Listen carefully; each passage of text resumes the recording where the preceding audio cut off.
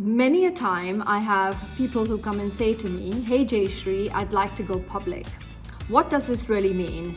So an IPO, or an initial public offering, or a stock launch is really a process by which perhaps an investment bank would underwrite you and assist you and help you take your company public, which means that its shares are then open for purchase to institutional investors or other retail investors like myself who might have a stock portfolio and I'd like to invest in your shares.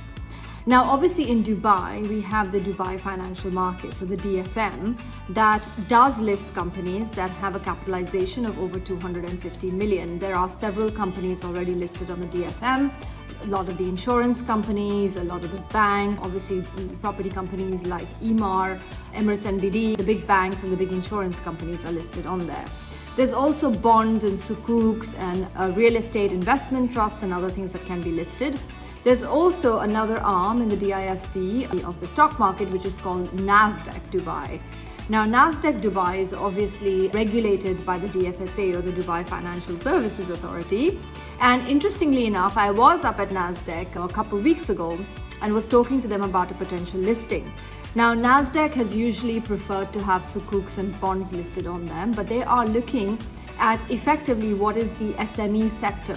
So there's a lot of companies, you might be one of them, which are not capitalized at 250 million, but are below that, but do want to list and do want to raise funds from the public. Now, the Nasdaq Dubai is about to launch what's called Growth SME, which has different benchmarks and some different criteria for going public.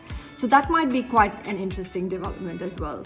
Now, what are the advantages and disadvantages of going public? It's not always, it sounds really funky and fancy to say, hey, I'm going public and I'm taking my company public, but there are disadvantages to that as well. So let's stop here for a minute and discuss some of the advantages and disadvantages of going public. So let me tackle the disadvantages first, because I want to end on a positive note, right? I guess the biggest one is obviously legal, accounting, and other administration costs. You are disseminating a significant amount of financial and public information that will be available to your investors, right? Which you can't backtrack on. And obviously that needs to be accurate and very well presented.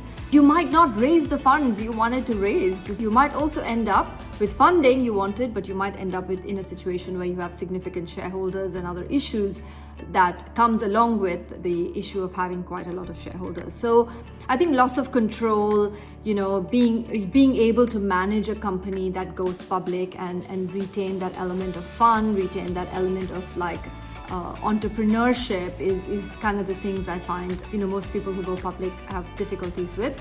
Obviously, on the upside, and there is definitely an upside, you are effectively creating multiple financing opportunities for your company.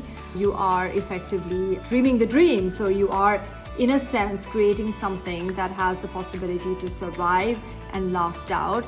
And you're also capitalizing on the hard work and whatever you might have created by taking it public and having the retail investors, as I said, or institutional investors come in and invest with you. You enlarge and diversify your capital base, you get a significant amount of publicity, you have cheap access to capital, you could potentially attract and retain your management and have better management, and you can also attract employees who you wanted to keep and attract through employee stock options. And you've seen great examples of companies like Oracle and others where you've had very loyal employees who've left the company being very well off because they've had amazing stock options.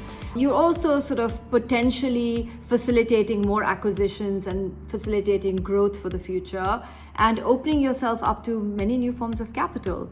So lots to gain if you do go public. So pros and cons, it's a long process. It can be an arduous process. You obviously need good people on board to be able to go public. I also know of many instances where companies who have gone public have decided it's not for them and they've gone back to being private held companies. So, as you say, if you don't try, you don't get.